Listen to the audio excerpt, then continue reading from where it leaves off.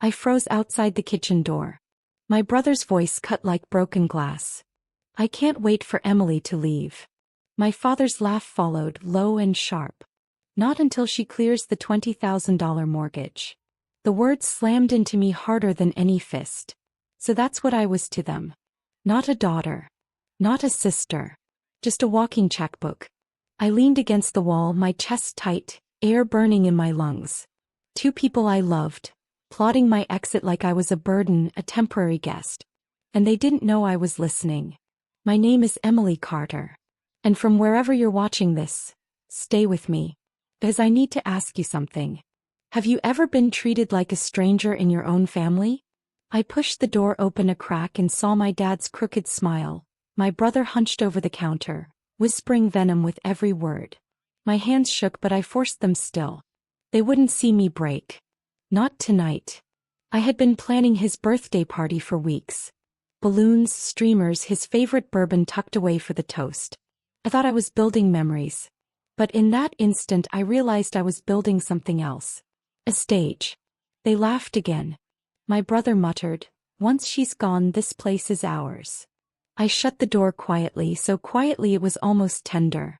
But inside me something shattered and sharpened all at once. The party was in 2 days.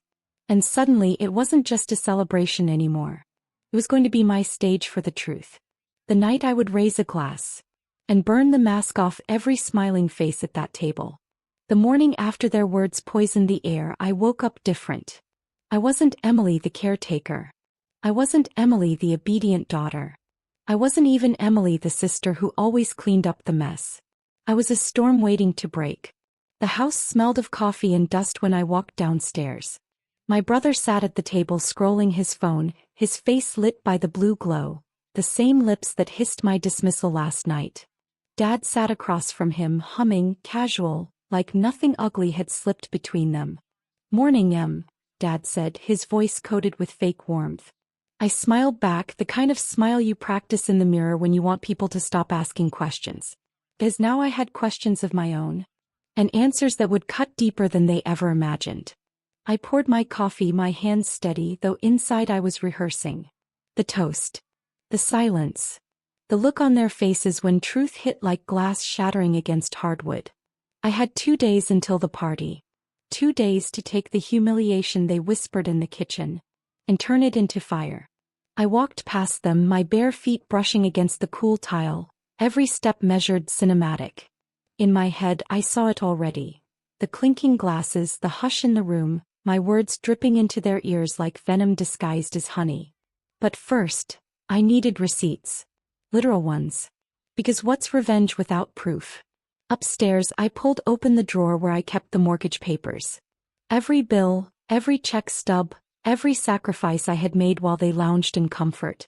I stacked them in neat, accusing piles, the weight of $20,000 pressing against my fingertips. I thought of the nights I skipped dinners to save money. The second job I never told them about. The hours that drained me but filled their pockets. Every sacrifice was there on paper, ink that could cut deeper than a knife. That night, lying in bed, I replayed their laughter. My brother's voice, "I can't wait for Emily to leave." Dad's chuckle, "Not until she clears the $20,000 mortgage." They thought I was their mule. But mules kick hardest when you least expect it. When the sun rose again, I was ready. The decorations, the food, the cake. It all became my props, not for their joy but for their reckoning. I set the stage quietly. I smiled when they walked by. I hummed while I cooked. Every gesture sweet enough to hide the knife in my hand. They didn't know the performance I was writing. But on Saturday night, when the lights dimmed and the glasses filled, the truth wouldn't just come out. It would explode. Because sometimes revenge isn't loud at first. It's silent. Patient. Brewing in the shadows until it becomes thunder. And I was the thunder. The house glittered that night, strung with gold streamers and the faint scent of vanilla frosting. Laughter spilled through the rooms, glasses clinked, and everyone thought they were here for a celebration. But I knew better. This wasn't a birthday. It was a funeral. For the illusions my family had built around me. Dad sat at the head of the table, a king in his paper crown, bourbon in hand. My brother hovered close, basking in the glow of his approval. Their smiles were masks stitched on with cheap thread. Me. I played my role perfectly. I laughed when they cracked jokes. I passed out plates of cake. I let my hand brush my brother's shoulder like I didn't hear him plot my exit. Every movement was rehearsed. Every smile was calculated.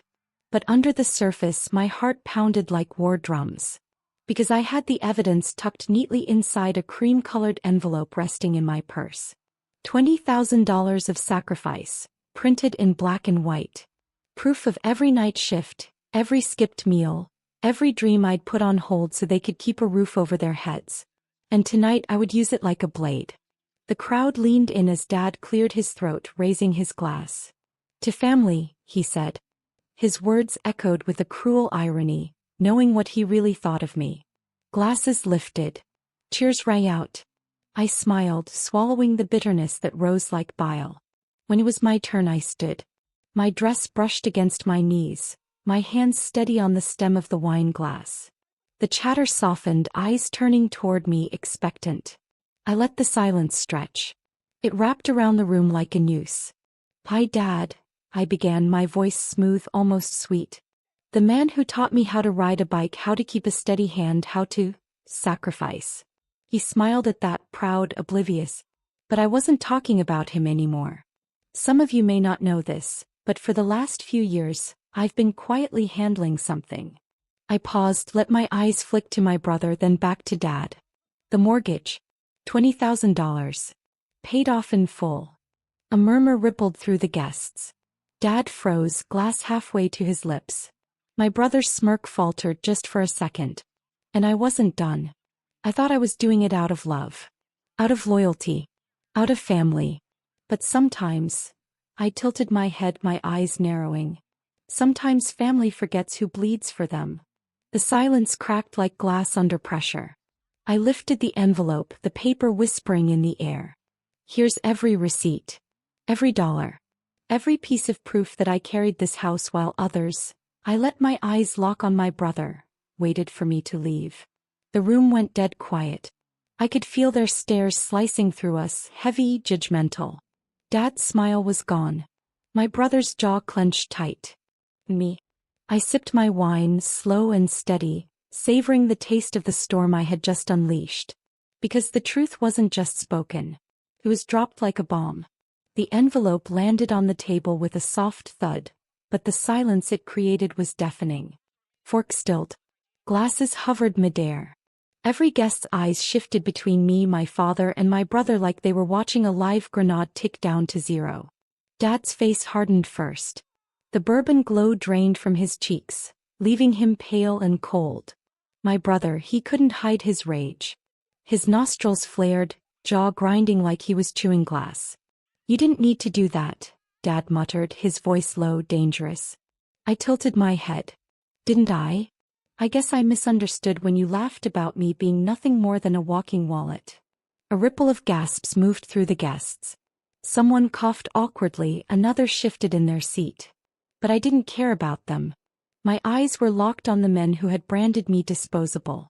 My brother leaned forward, his voice sharp, venom dripping. "You weren't supposed to hear that." I smiled, a slow, cutting curve of my lips. But I did. The words floated heavy in the air, each one a nail in the coffin of their charade. Dad tried to recover, clearing his throat, forcing a grin. "Come on, Emily. Don't make a scene. This is my birthday." A scene. That's all I'd ever been to them. Set dressing, background noise, the one who patched the cracks so their lives looked perfect. But tonight I wasn't background. I was the spotlight. I raised my glass higher. "This is a celebration," I said, my voice steady, slicing through the tension. "But not of you, Dad. Not of you, brother. Tonight I celebrate myself. Because I carried this house when you wouldn't. I saved it when you laughed. And now..." I let the words trail, letting silence choke them. "I'm done." The air shifted. Guests leaned in, waiting, unsure if they were witnessing family drama or the unraveling of an empire. My brother shot up from his chair, fists balled. "You think you're better than us? You think anyone here cares about your martyr act?" His spit flecked across the table, his voice cracking under the weight of his fury. I didn't flinch. I sipped my wine, calm as a queen on her throne. I don't need anyone to care. I just needed you to know. And there it was, the crack, the fracture that could never be repaired. Dad slammed his glass down so hard it splintered, bourbon bleeding across the table. Sit down, both of you, he barked, but his authority was hollow now. The room had seen too much. The birthday crown on his head slipped sideways, pathetic, almost pitiful. I set my glass down gently, the crystal chiming against the wood. Happy birthday, Dad, I whispered just loud enough to cut him open. And I walked away from the table, leaving whispers and shattered pride in my wake. Because sometimes revenge isn't about screaming. It's about walking out while the ashes smolder behind you. The house was quiet after the guests left. Too quiet. The smell of burnt-out candles lingered, heavy and sweet, clinging to the air like a lie no one wanted to acknowledge. I was in the kitchen, scraping frosting off a plate when I heard the footsteps. Slow. Heavy. Purposeful. Emily. Dad's voice. I turned, the plate still in my hands. He stood in the doorway, his paper crown gone, his bourbon haze replaced with stone. My brother loomed behind him, jaw clenched so tight I thought his teeth might shatter. What the hell was that? Dad's voice was controlled, but just barely. I set the plate down gently, the sound of porcelain against counter loud in the silence. That, I said, was the truth. My brother barked a laugh, harsh and humorless. You embarrassed us in front of everyone. I met his glare head-on. You embarrassed yourselves the second you reduced me to a number. Dad stepped closer, his shadow stretching across the tile. We were joking. I tilted my head, my lips curling into a razor-thin smile. You don't laugh like that when you're joking. The silence cracked open. For a moment it was just the three of us. The liar, the snake, and the one who finally stopped bleeding for them. You think you've won something? My brother spat. All you did was make yourself look pathetic. Pathetic. The word slid through me familiar. The same word I'd swallowed every time they dismissed me, every time they treated my sacrifices like scraps. But tonight it didn't sting. Tonight it ignited. I stepped forward, closing the space between us until my brother had to tilt his chin to keep eye contact. You call me pathetic? I built this roof over your head. I carried this house on my back while you drank, while you wasted, while you sneered. Without me, you'd both be standing in the street with nothing but your pride to keep you warm. His breath hitched, but his eyes burned hotter. Dad raised a hand, trying to silence me. Enough. I turned to him slowly, my voice soft, almost tender, deadly. No, Dad. For once you're going to hear me. You didn't raise a fool. You raised a daughter who gave everything and got spit in return. And now you get nothing. The words landed like gunshots, each one a severed tie. My brother lunged like he wanted to grab me, but Dad held him back with a firm hand across his chest. Let her go, Dad muttered, his voice hoarse. I grabbed my purse from the counter, the envelope still inside. The weapon. The burden I no longer carried. At the doorway I paused, turning back one last time. You wanted me gone? I said, my voice steady, almost serene. Congratulations. I'm leaving. But remember, this house stands because of me. Every brick, every beam, every shadow. You'll never drink bourbon or sleep under this roof without tasting me in it. And with that I stepped out into the night, the cool air wrapping around me like freedom. Behind me the silence of that house wasn't quiet at all. It was screaming. The night air cut cold against my skin as I walked down the street, heels clicking like gunshots on the pavement. For the first time in years I wasn't carrying their weight. I was carrying only myself. But freedom is never silent. It echoes. It leaves holes where you used to be. And inside that house I knew the silence I left behind would eat them alive. Days passed. I didn't answer calls. I didn't return texts. Not that there were many. Pride keeps cowards quiet. But pride doesn't pay bills. By the end of the week word started leaking back to me because gossip travels faster than regret. The party guest had talked. Whispers spread through town like wildfire. The proud Carter men, exposed. Everyone now knew that it was me, not them, who saved the house. That Dad's crown was paper, not gold. That my brother, 29 years old and jobless, had been living off the sister he couldn't wait to get rid of. Their laughter had built their thrones. My receipts had burned them down. I imagined Dad walking into the bar, trying to order bourbon with his usual authority, only to feel the smirk of the bartender who had been at the party. I imagined my brother running into old classmates at the gas station, their voices slick with mockery. "Hey man, still living in your sister's house?" I didn't need to see it. I could feel it. The humiliation had begun to sink its claws. And while they withered in whispers, I started to rise. I found an apartment, small, one-bedroom with thin walls and a draft near the window. But it was mine. Every dollar in it was mine. No strings, no shadows. For the first time, I unpacked boxes without resentment curling in my chest. I filled the fridge with groceries I wanted. I bought cheap wine and drank it straight from the bottle, sitting cross-legged on the floor, laughing at the sheer weightlessness of owning my freedom. But revenge isn't just escape. It's letting absence do the work. And absence was my sharpest weapon. Because without me, bills piled. Mortgage gone, sure, but electricity, water, groceries, repairs? They had never learned how to shoulder them. By the second week, my brother called. Once, then twice. "And we need to talk." I let it ring. Dad's number flashed next, the voicemail gruff. "Don't be dramatic. Come home. We can work this out." But I wasn't dramatic. I was deliberate. Every ignored call was a brick in the wall I was building. Every silence was another cut, deeper than shouting could ever reach. And slowly they started to realize. I wasn't coming back. They had wanted me gone. Now they would learn what life looked like without the woman who held it together. And the best part? I didn't have to lift another finger. Their world was already unraveling. It was a month before I saw them again. I hadn't planned it. I was walking through town, arms full of groceries, when I spotted them across the street. Dad and my brother. Or at least what was left of them. Dad's shoulders were slumped, his suit wrinkled, his face hollow. He looked smaller, like someone had drained the bourbon from his veins and left only dust. My brother trailed beside him, his hoodie stained, eyes darting around like a man hunted by whispers. I froze on the sidewalk, hidden behind the weight of my grocery bags, watching the two men who once thought themselves kings shuffle like beggars through daylight. It hit me then. They were crumbling without me. And it wasn't just gossip. I'd heard things. Bills unpaid. The car repossessed.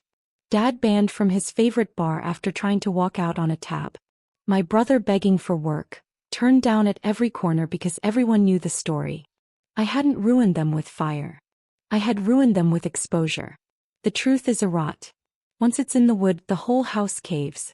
They didn't see me, but I saw enough. And that image, that broken crown and his shadow of a son, would be burned into me forever. That night they showed up at my apartment. A pounding fist on the door, heavy, desperate. I didn't open. I watched through the peephole instead, my heart steady. "Emily," Dad's voice cracked, rough with something I had never heard before. We need you. Please. Just come back home." Home. The same home they plotted to push me out of. My brother's voice rose next, frantic. "This isn't funny anymore, You made your point. You think you're better than us? You're not. You're nothing without us." Nothing. The word that once broke me now made me smile. I didn't answer. I let them pound until their knuckles bruised, until their curses turned to pleas, until the hallway went silent again. The next morning, a note was shoved under my door. Dad's handwriting shaky. "We can't keep up. We'll lose the house. Come back." I held the paper in my hands, my chest rising and falling with something that wasn't pity. It was power. The very thing they thought they had stripped from me. And in that moment I realized. My revenge wasn't just their downfall. It was watching them finally choke on the silence they once wished for. They had wanted me gone. Now they were begging for the ghost of me. And I had no intention of coming back. I didn't go back. Not when they begged. Not when they threatened. Not even when the bank finally came for what was left of them. The house, the one I had bled for, paid for, saved for, slipped from their grip like sand through desperate hands. And I watched from a distance as the walls they once mocked me within crumbled without me. The king without his crown. The brother without his smirk. Both of them stripped bare, exposed to the world they thought they ruled. The final act of revenge wasn't fire or fury. It was absence. It was silence. It was me living free while they drowned in the weight of their own arrogance. I built a new life. My own space. My own rules. No more whispers behind doors. No more laughter at my expense. I filled my apartment with plants that stretched toward the light, music that hummed low and soft, meals cooked just for me. And at night I'd pour a glass of wine, sit by the window and look at the moon. It was the same moon that once shone on me while I cried in that house. The same one that rose above me now as I laughed in freedom. Sometimes people ask what revenge feels like. It doesn't feel like rage. It feels like peace. Because in the end I didn't destroy them. I let them destroy themselves. I just stepped out of the way. And let the truth do what it always does. My name is Emily Carter. And this is my story.